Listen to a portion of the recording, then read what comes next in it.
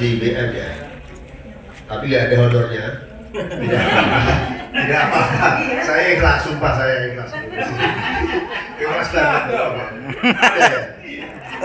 Kirim Sofyan Hazain itu. Nanti saya adukan pokoknya.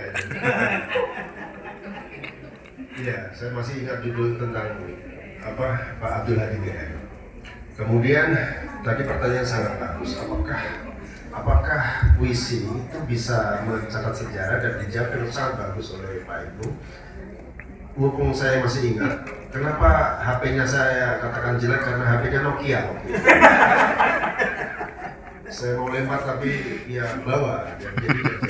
Bayangkan pada tahun 2020 sekian pakai Nokia, itu kan kebangetan hidupnya. Tapi Pak Giro dan Fortuner ada di rumahnya. Jangan sakit hati. Datuk jangan sakit hati ya. Nasib orang itu beda-beda. Dalam ilmu fenomenologi itu kita tahu bahwa manusia itu terjebak dalam dimensi ruang waktu. Ketika kita terlibat di dalam ruang waktu itu, kita tidak bisa merefleksikan apa yang sekarang terjadi. Tetapi setelah kita tidak terlibat, kita di sana itu kita baru bisa mengatakan ini atau itu atau dan seterusnya. Ketika ketika Ridwan Kamil dan Aura Kasih itu sedang berkomunikasi di Italia.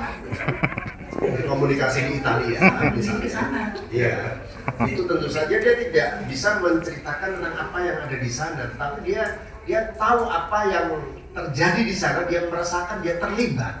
Tapi setelah itu baru bisa, oh iya ternyata. Nah, ini definisi jarak itu tampaknya bisa sangat bermanfaat, sehingga ketika Amir Hamzah ini yang penting nih. Amir Hamzah itu menulis puisi di dalam puisi-puisinya itu kita terlihat bahwa ketika Amir Hamzah ada di kampung halamannya, dan ketika dia pergi ke Batavia, puisi-puisinya menjadi sangat berbeda. Dia kangen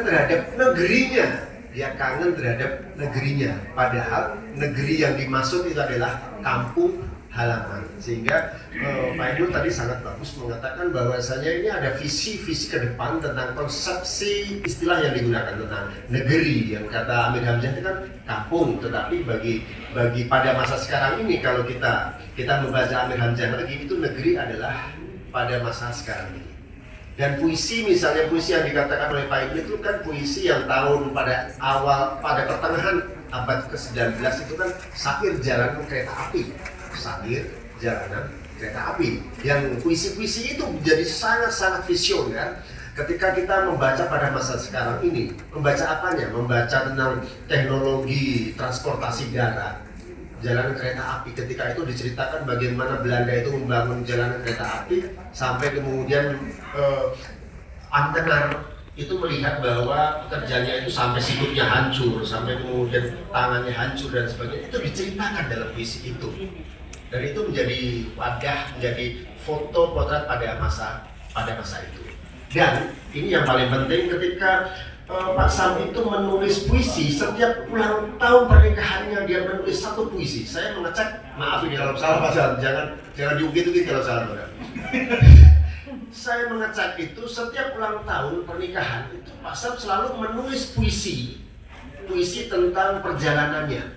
Dan mungkin Pak Sam tidak tahu ada perbedaan, tapi saya melihat ada perbedaan dari nada bicara ketika dia menulis 10 tahun yang lalu, 20 tahun yang lalu, sampai yang menulis pada masa sekarang ini.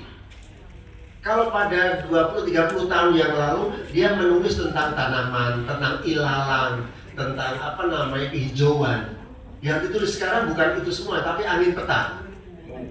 Jadi ini ada sebuah perubahan yang mungkin itu tidak disadari oleh Pak Sam, tetapi saya yang membaca yang berjarak itu saya sangat memahaminya, sehingga pembacaan puisi yang orang itu terlibat langsung itu tidak bisa, tapi orang yang tidak terlibat langsung itu bisa. Ketika Ridwan Kamil dan Lisa Mariana di Medan, di Sumatera, Palembang ya, Palembang sedang berkomunikasi di sana, dia tidak bisa membicarakan itu, tapi setelahnya dia baru bisa menceritakan tentang apa sih yang sesungguhnya terjadi. Apa itu namanya keberjarakan dengan dengan realitas. Saya rasa itu yang bisa menjadi bagian dari jawaban saya. Terima kasih pertanyaan kehormatan dari Pak Ibnu dan Pak Ridi.